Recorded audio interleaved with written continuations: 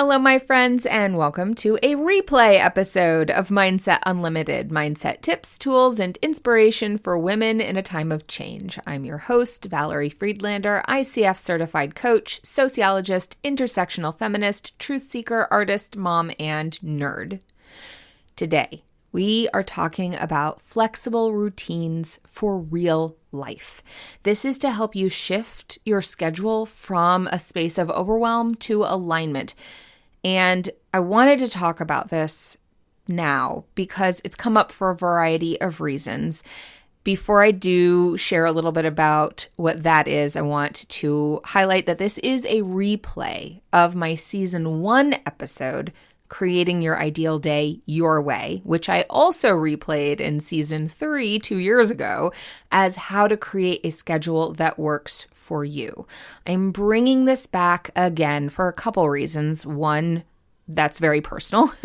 And the other, because I think this is a really, really tough time right now. There is a lot going on. And so it feels a little bit weird to talk about schedules, and we are creatures of habit, so we need supports for ourselves as we navigate uncertainty, as we navigate a very upsetting political dynamic and world dynamic. There's so many things happening right now. It's overwhelming, it's emotionally exhausting, and it's very easy for our stress response to take over and us to fall into our usual way of doing things when things are really just not usual and they need to be treated as not usual. But what does that mean, and how do I do that? And how do I still function in the world at the same time? So that's a big reason why this came up. I'll share a little bit about the personal reason, one being, and there are a couple actually personal reasons. One is my younger son is trying to find a schedule that works for him now that camp is done and school hasn't started yet. And he's trying to be more mindful about his screen time. We've talked a lot about it, and he's started noticing, I think, the maturity level upped a little bit. You know, those times for those of you who are parents, you can kind of tell where it's like, oh, we hit this maturity level and there's a more self-awareness here or whatever. So he started noticing that there was a difference for him when he was on the screen more often. So he was trying to put himself a schedule together. He has ADHD. We've been working on this and really trying to allow him space to figure things out. And we were talking a lot about, hey, so you tried something. It didn't work the way that you thought it would. So now we adjust. And we were talking about these sorts of things, and it reminded me of this episode.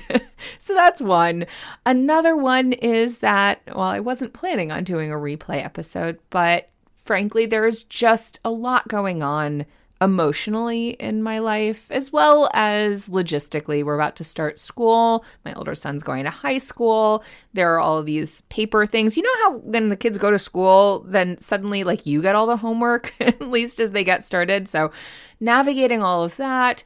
We were working on some stuff with the house, and we have old house, Chicago bungalow house, and you start a project and you think you know, and then it's going to take at least twice as long as you thought it was. Thought it was simple, not so simple, that sort of thing. You know, plaster walls for those of you who know.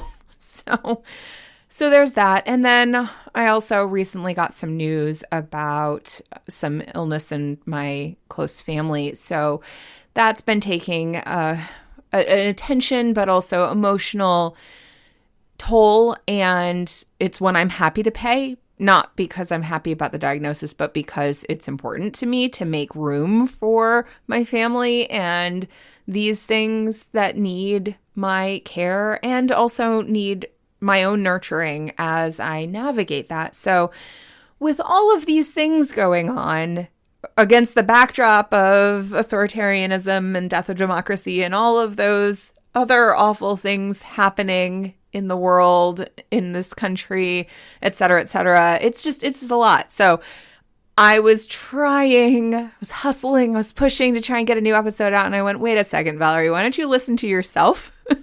Take a page out of your own book and pause and see what you really need. And then I thought about this episode and I'm like, well, maybe somebody else needs this too, because I sure did. So, in a society that is always pushing us to go faster and do more and take on more, and you can do it, and push and push and push, I want to invite you to slow down. And I want to invite you to pause and check in and find an adjustment that actually meets you and honors you where you are and what you need. There is no one-size-fits-all routine. There's not even a one-size-fits-you all the time routine. And the how successful people start their day advice is built on a false idea that we all have the same 24 hours a day and can get the same amount of done if we just do it right. And as I have said before, and I will continue saying, that is a load of crap. It is not true. Energy and time are all tied together. All of our resources are tied together. And I'm not interested in dehumanizing myself or you. Our worth is more than our productivity. And it's important that we honor who we are and not push ourselves into unrealistic expectations, even if when we set them, we didn't realize they were unrealistic. We got to meet ourselves where we're at. And so I'm inviting you to step outside of this pattern, if you have it, like I have, of beating yourself up for not working out the way that you wanted. We're not puncturing our own tires. We're going to slow down. We're not going to should all over ourselves. We're not going to should on ourselves for shitting on ourselves. We want to step into our own power. And that means, again, checking in, pulling in, and finding what fits. So this episode is all about helping you find what fits so that no matter what life throws at you, you have systems in place, support systems in place to help you show up as the version of yourself that you want to be. And that's going to look different every day. And it's not only based off of you, it's also based off of your systems, our systems. And so knowing that those things have an impact and making room for it. So some of what you'll hear in this episode includes how to bake flexibility into your plans, determining routines that support you, meeting yourself where you're at and creating new habits, understanding the relationship between time and energy, and exercises to assist you when you're trying to figure out where you're spending your energy. So that was a lot, but I like to give you a new intro when I do a replay so that you're getting something a little bit fresh and new. And if you don't need the rest of this, because you're like, oh, I already listened to this and I've totally assimilated it and it's all good. Cool. Thanks for stopping by. But if you do, I hope you'll continue listening. And if you're like, no, I need more. I am getting ready to kick off my Reclaim Your Routine program again for this fall. I have not set the dates or anything like that yet, but that will be coming. And so there is a link in the show notes to a sign up where you can sign up for the waitlist for interest so that once I have all the details together, you'll get it. And of course, if you're listening to this a little bit later, all the details will be there too. So keep your eye on that. Sign up if you're interested. And it's no obligation if you sign up with interest. It's just that you'll get a notification from me for sure that, hey, here's all the details. So if you know you want that, go check it out. It is a live 3-part workshop that we work together to build the foundation of your routine, create your routine, and troubleshoot it so that it actually works for you. And this is a routine that has that flexibility built in, so it's actually supportive. It's not rigid, it's supportive. So there's a little give, there's a little snug, hold, wiggle, whatever. I don't know, I can't think of the words. Anyway, like I said, it's been a lot recently. So all that's in the show notes. I hope that you'll check it out. And now, without further ado, let's get started.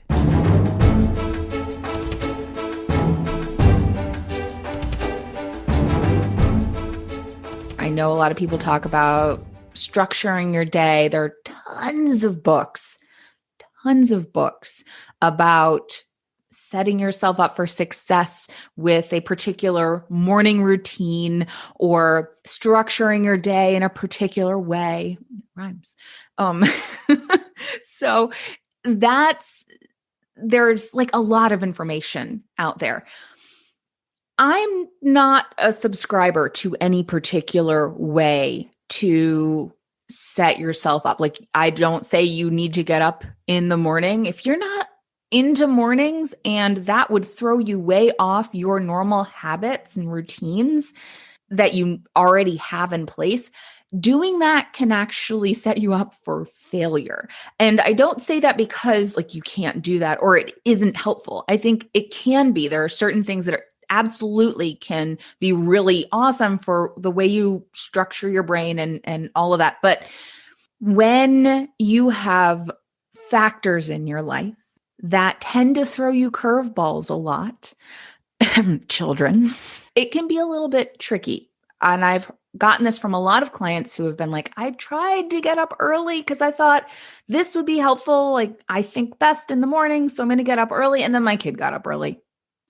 Every time I try and start this new thing, something happens. Kid's homesick, day off of school, whatever it is, things happen. And I think that's important to recognize that life happens. What is it? I think it was John Lennon who said, life's what happens when you're making other plans. Now, does that mean that you should not make plans? No, it does not mean that. It means that it is important to have a system for being flexible built into your plans. And a lot of times people talk about a plan. If you've ever looked at anything plan related, and we can dive in a little bit to these pieces, but there's the goal, which is the big thing that you want to accomplish at the end. And maybe it's like losing 10 pounds, right? That's the goal. The goal is to lose 10 pounds. And then you're going to have your strategy. So your strategy is to exercise. That's going to be the strategy. Overall strategy is to exercise.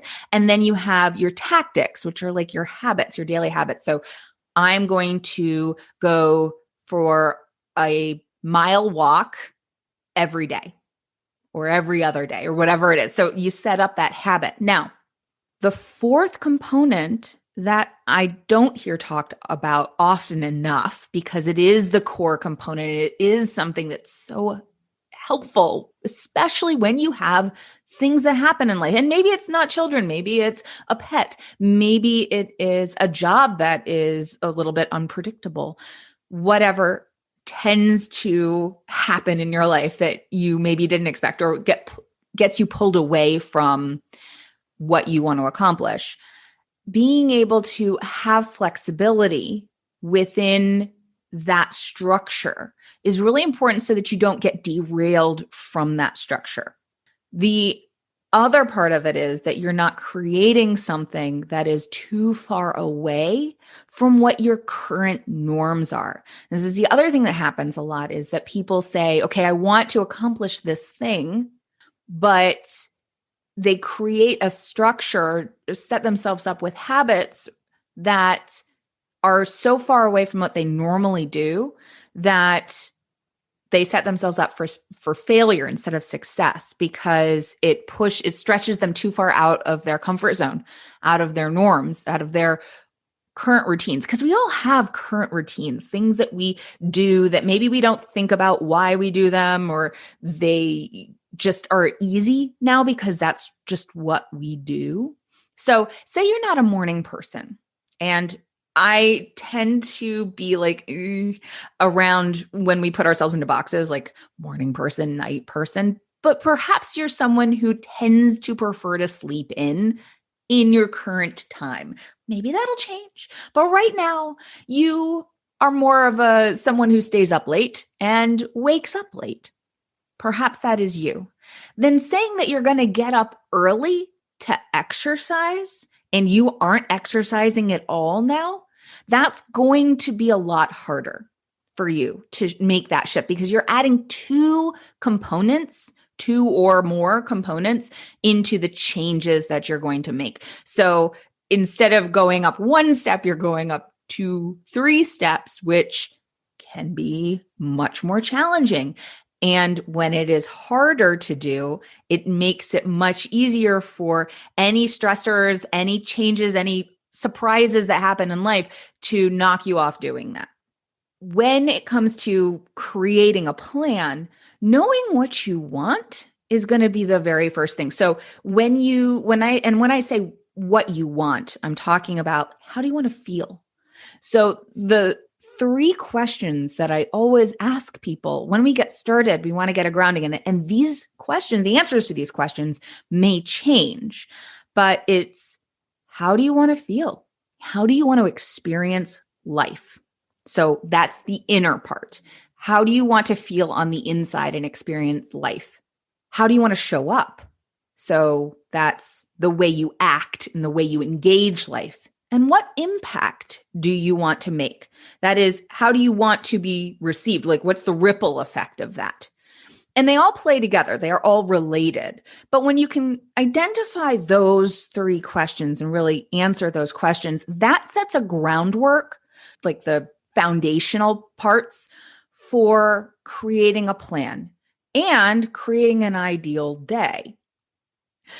So when you are creating a plan, you might look at that goal that you want and how you'll feel when you achieve that goal. And that can help you identify how do you want to experience life. Because usually we want things because of the way we think we'll feel when we have them, the way we think we'll experience life when we have them.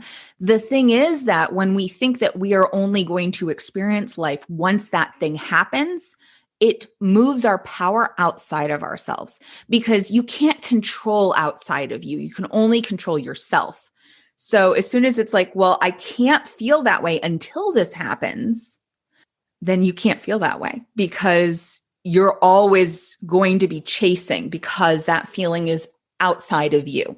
So you want to be able to bring it inward. What would I do if I felt that way? If I already felt that way, and you may not already feel that way, and that's okay. But if I did, right? If I already felt that way, what would I do? And this is actually how I recommend setting up those plans, those strategies overall. So your goal, because you may find that when you get that goal, it didn't actually create the feeling you wanted, right? It's that idea of chasing happiness. Like, oh, once she realized that her happiness was inside of herself, then because maybe you get that thing, but if that thing was thought to hold your happiness, it actually doesn't because it's inside. So you're always going to be chasing it. So knowing that how you want to feel, then you can create the habits and the plan to be aligned with the feeling you want to have, which makes it easier to follow through on the things you say you want to do. So going back to that idea of losing 10 pounds, right? And it could be making $10,000, whatever goal you want to put in there. And actually, if you have a goal that you are wanting to achieve, that you have in mind, that you're actively working towards, I would love to hear it. So drop me a message and let me know what that is, because I always love hearing what people are striving for, because that's exciting. And so it's not to say don't have something that you don't have yet, like just be happy where you are, just find contentment here.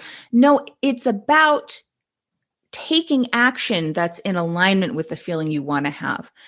And that's like, if you imagine a donkey with a carrot dangling in front of it, if the carrot is always dangling in front of it and it never gets that carrot, it's going to eventually die of starvation. So if you can find ways to munch the carrot while you walk along, like while you also have a carrot in front of you, so you have that motivation to take action because it's an inner motivation instead of an external motivation solely.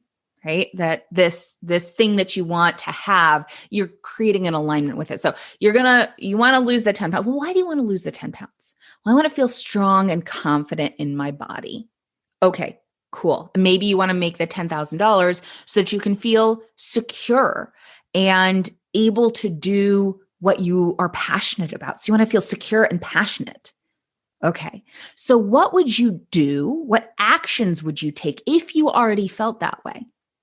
So this is how you build an alignment with those things. So and I've seen this before with clients where they built something where they're like, oh, I'm going to go jogging every other day till I lose 10 pounds. Well, if you don't like to jog and it emphasizes how you don't feel strong because you're always out of breath and you feel down about yourself when you're done jogging, then that's not going to be something you're going to sustain. You're not going to keep doing it. But if you're like, oh, well, I want to feel strong and confident in my body. And if I felt strong and confident in my body, I would do stretching and then work with somebody to find exercises that build my capacity. So maybe instead of jogging, I'm going to walk for a mile, or I'm going to go swim because I love being in the water.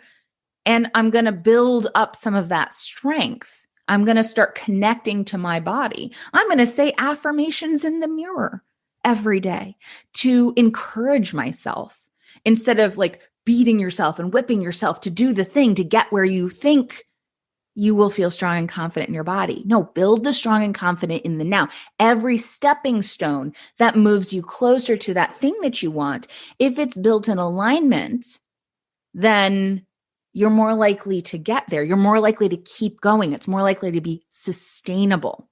Okay.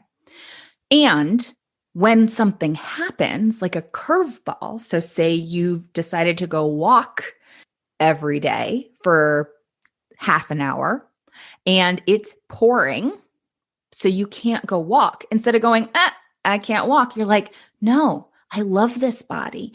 I feel strong and confident. So I'm going to do a yoga video. Or I'm going to give it some really tasty food and give it a pat on the back for the amount of work it's already done for me or whatever. You're going to still continue that connection, continue that work because you're checking in with the actual goal, the thing that you actually want. So how does this pertain to creating your ideal day? I don't subscribe to those hard structured days. As I mentioned, like this is the miracle way of doing things so that you are set up for success. What I say is to start with how you want to experience your life. How do you want to experience your day? And what helps you do that? What are those core things that help you show up that way? So maybe it is, I want to be centered. We can't be calm all the time. That's unrealistic. But maybe I want to be calm. Overall, I want to be calm. So calm and centered, present. Like, what would that do for me? Well, I'd be present. I would be focused. Okay. So what helps me be most focused? Well, if I get up first thing in the morning and meditate, that's awesome. I love getting up and meditating and going for a walk. So that was my routine for a while before COVID hit. I was like, get up, I would walk with my kids to the train, and I would sit by the lake and meditate. And that's been a lot harder since COVID. Actually, gave this analogy the other day. I'm like, I kind of feel like when COVID hit, it was like this tornado came and picked up all of my life papers and threw them in the air and swirled them around. And I was kind of living like I was grabbing at the papers and, putting out fires all the time. It was just like, what's in front of me? Do the next thing, do the next thing. And in a lot of ways, that's survival mode. That can be helpful. Like, we need to go through that when a crisis happens, when a trauma occurs. That's a normal response. But what I realized is that we've actually settled, like we have some routines, but they weren't consciously chosen routines in a lot of ways. They were just automatic, like based on putting out the fires. And I'm still acting like I'm putting out fires all the time. So instead of going, oh, the papers have actually settled on the ground and maybe a breeze moves them around a little bit, I'm still acting like they're all over the place. I'm just grabbing here and there instead of going, okay, let's gather the papers up and take a look at them and decide what ones I want to let go of and what ones I might want to add and what papers I actually have here right now and all of that. being able to take a moment to go, how do I want to experience my day? Well, I want to be calm and centered. This is what I did previously, and it worked well. I liked it. It brought me to my center and started my day off nicely. Well, maybe that doesn't work as well anymore. But I could get up in the morning and take a deep breath before I pick up my phone or look at, like get woken up by the kids or just jump up and start cooking breakfast or whatever it is. Pause. I wake up in the morning and I pause and I take a deep breath. I feel my feet on the floor. And maybe it's not a 15-minute meditation. Maybe it's just a getting present, getting in my body, being here. And instead of getting exercise the way I was used to, because the time structure for that doesn't work as well, I stretch and I just get, like it's part of getting in my body, getting present, being here in the now. And that's where I start. And maybe the next thing is I want to be centered and focused. Well, it's identifying the things that I want to accomplish in that day. Maybe it's just one primary thing because my time is squished. I don't have enough focused time. And there I said the thing. I don't have enough. It feels like that a lot. But this is where you get to define enough. Well, what is enough? I don't have as much as I would like.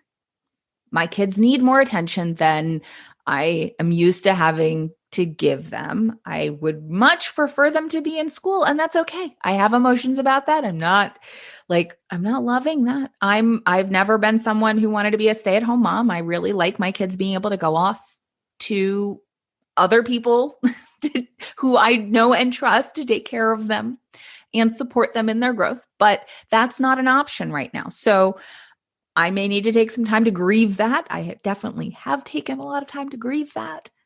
I hope that you're taking time to grieve the things, and reminder that grief is not linear. So it can pop up here and there in interesting ways. So being aware of that and able to give space to that, because that's another piece of being flexible. Sometimes we get triggered by something happens that triggers emotional response in us. And rather than going, nope, can't feel that, don't have time for it.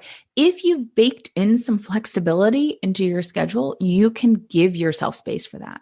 Because by structuring your day in a way where you have clarity over what you want, not just in the activities, but in the being and the experiencing of, then anytime something comes up, you can assess accordingly and go, how does this fit in this? How does this relate to what I said I wanted? Maybe it's too disruptive, and you say, that's going to need to be a different day. I'm going to say no to that because it does not fit in the space. It's going to pull me out of what I want my day to be like. Or maybe it's something that, okay, it's strong enough value. Like with my kids, my value of family is really high. Maybe I say yes to that. And notice I didn't say but, I said and. Yeah, I almost said but. Yes, and I'm going to give myself a little extra space for this, or I'm going to move this thing so that I know that it's not off the table. I didn't just ignore the thing for me or the thing for something else that's important to me, another value that I have. I didn't just go, well, that doesn't matter. I said, I'm going to specifically say this is going to happen. It's not gone. It's still here.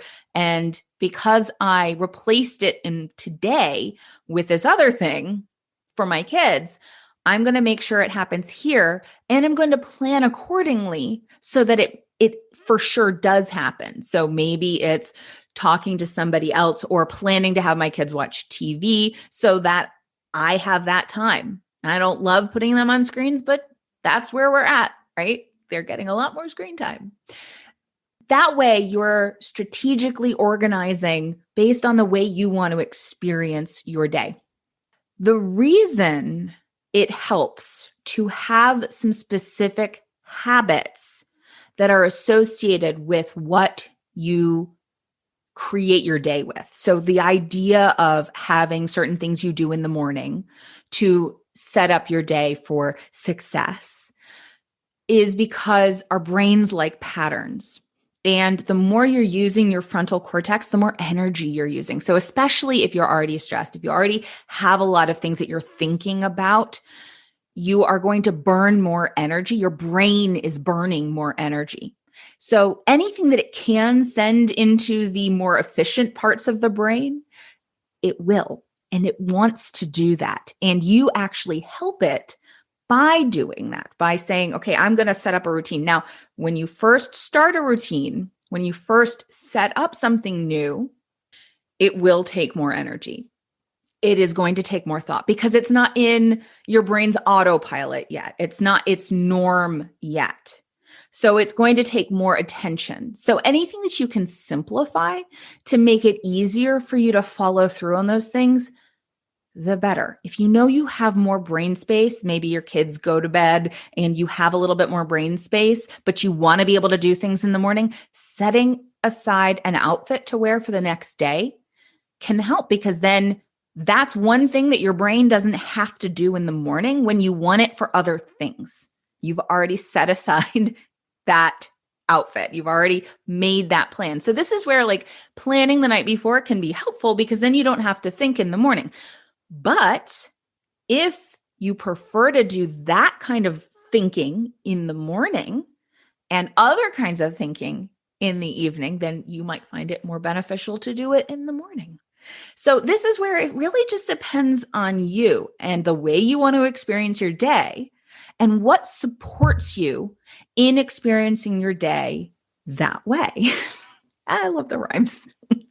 So take a minute and look at those things. Look at like, what are the words that you would use to describe the way you want to experience life, the way you want to experience your day, and write those words down. Maybe they tie to values that you have. So maybe write those values down. One exercise that I love that I learned is to write out 5 values, write out 5 things that you spend the most time on during your day, and connect the dots and see where you're spending your energy. Are you spending your energy on things that honor values, like clearly honor values, or do you have to kind of do some jumping rope to find how they connect? Because if you're not honoring your top values, maybe you're honoring one and all the others are to the side, you're draining energy because part of you is feeling left out, is feeling neglected. And if you are spending time on things that don't attach to values, that don't connect to values clearly, then perhaps looking at what you could let go of. And maybe it's not something that you feel like you could let go of. It's probably tied to a value and you didn't realize it, because rarely do we do anything that's not tied to values, but it might be a fear-based value and not a conscious value, which can also drain your energy. So doing that little exercise can be really eye-opening to see where's your energy going, because time is energy. How much time you have and how really relates to how much energy you have. So how much time you have relates to how much energy you have. If you have been emotionally triggered, that's going to take more energy. So you're going to have less time. That's just how it is. So knowing that, you can make plans accordingly, because sometimes you don't know when you're going to be emotionally triggered. You can't plan that. That's one of those life things that happens. So being able to know, I want to be graceful in my experience of life. I want to be loving in my experience of life. Well, that may mean giving yourself that space for caring for yourself when you've had that emotional trigger, for sitting down and having an important conversation, to harnessing a teaching moment with a kid instead of going, you're wasting my time. You're taking up time. That's probably not how you want to show up. So being able to check in and then go, okay, here's where I'm moving the other thing, and giving yourself space for that. So that brings us to the other idea of you may find that an ideal day isn't as helpful as having an ideal week.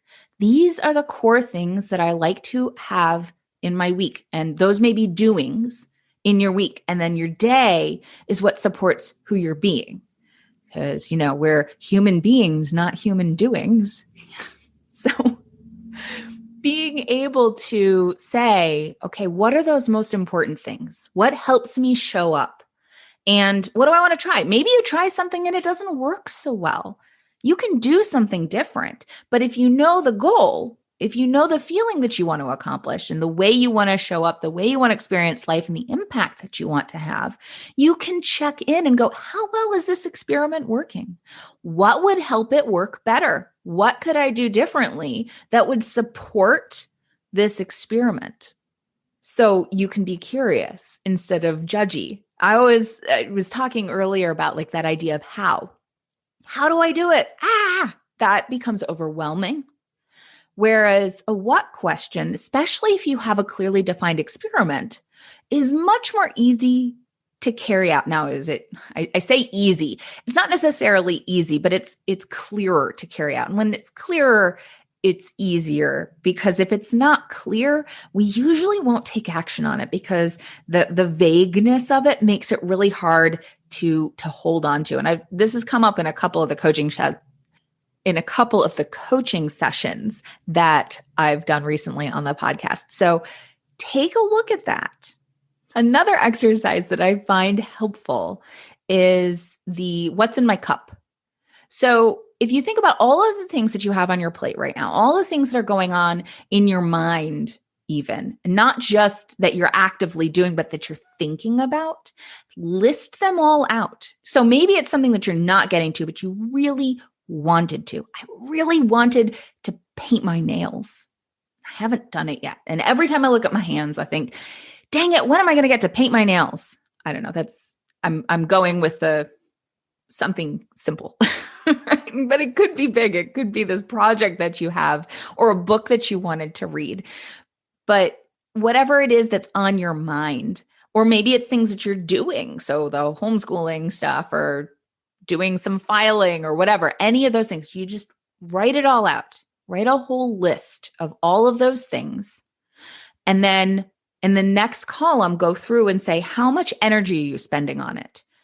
Not the amount of time you're spending, but the amount of energy that you are spending. Because remember, when you are spending energy, you are also spending time. So if you're spending energy thinking about something else while you're working on something, that's that lack of focus. And it's going to take more time to do the thing because part of your brain is wishing it was doing something else or thinking about something else or processing an emotional charge, and you're trying to do something. So it would actually be much more loving, not only efficient. I was about to say efficient, but like, it's not just efficient, it's loving for yourself, which also gives you more energy when you are taking care of yourself. Then you have more focus, which means you'll get things done faster, because the more focus you have, the faster you'll be able to do something. So again, it's back to that experience of life and what supports that. Giving yourself space to process emotions actually supports your ability to focus, because you need to be able to process that to be able to focus on the other things that you want to do. That second column, how much energy are you spending on that? Third column is how much energy do you want to be spending on that? Now, you may find that there is something that, going back to the book, we'll say, I want to read this book. I am spending, on a scale of 1 to 10, I am spending an 8 amount of energy on this book because I'm constantly thinking about how I need to read it. I really want to be spending a 4 and just read it. So it's not to say that the amount of energy that you're spending is higher because you want to do it. It's just energetically, where are you? And then the next column is, what would move you one step closer to the shift that you're looking for. So maybe you'll find things that like, actually, the energy I'm spending here is what I would like to be spending, but there's some, I would like to be doing it differently. So write that down. What's one thing you could be doing that's different? So, and then we'll do the book. What if the book is I'm spending a 5 amount of energy on it and I want to be spending a 5 on it, but it's actually showing up like I'm not actually doing the reading of it. I'm just thinking about it. So I don't want to shift that energy from a 5. What would it look like if I spent the energy? Like where else am I taking energy from? Like look at the whole list. I want to reduce energy here. So what if I took that reduction and moved it here so that instead I want to spend less time on my phone? What if I put the book in the bathroom? So instead of being on my phone in the bathroom, I'm reading some of that book. Or maybe I don't bring my phone into the bathroom and then I take that time to grab the book and bring it back into the bathroom to read because it's the only place people leave me alone. I don't know. Hashtag mom life, right? So anyway, just this is where when you actually have a list and you have an accounting of like where are things at, like what's going on here, then you can consciously adjust the amounts. Think of it as like, you know, you're cooking your cauldron and you're adjusting the amounts that you're putting in because the potion is not bubbling the way it's supposed to. We went witchy instead of sciencey. So I hope that is helpful to you as you start to restructure your time. A lot of the ways that we've done things, it will be very easy as we shift out of where we've been to go back into what we had done, or even hold on to things that aren't serving us anymore. Like I said, I personally have felt like I'm still acting like all my papers are in the air, and realizing that actually I know I need to pause and acknowledge where they actually are and pick them up and give myself some space to assess them. So I think that the most important thing from this is recognizing that you deserve this space to make decisions. It's really hard to make conscious decisions when you are doing a million things, when you're in the doings, instead of allowing yourself to reconnect with who you're being and what it would take to be the person that you want to be. And recognize that some of those things are things that you don't need to do anymore. They become habits. They're habits of doings, not doings that actually matter to you, that actually support what you want. And those may be things that used to be supportive and no longer serve you. That happens a lot. We change, we grow, life changes, life happens. And what served us maybe before we had kids isn't going to be as supportive once we've had kids. The stuff that was supportive pre-COVID may not have served us during the stay-at-home time and may not be the things that serve us when we go back to being outside and around people again. We may choose to do things differently. So taking some time now to look at what's going on for you and what you want to create is a great time to look at that ideal day, but not in a let me regiment my day, which often sets us up for failure. But what supports me in my day? What is a design that will actually feed me being the person that I want to be and journeying through life the way I want to journey through life, and doing the things and focusing on the activities that are most important to me, that have the impact, that make the impact that I want to make. And a lot of times that starts with giving yourself a little bit more space and a little bit more grace. Thank you so much for listening. I hope that this has been helpful to you. If you've had any insights, anything that's jumped out at you, something that you're going to try or something that you're already doing that helps you create the day that you want to have, that helps you be the person that you want to be. Drop me a note and let me know what that is. I love to hear from you. Absolutely love it. If there's something that you would like me to talk about that I didn't cover or that you would like to hear me go further into or whatever, let me know that too. You are welcome to drop me a comment, direct message me. I love your feedback. I love to hear from you. I love to offer what is supportive to you.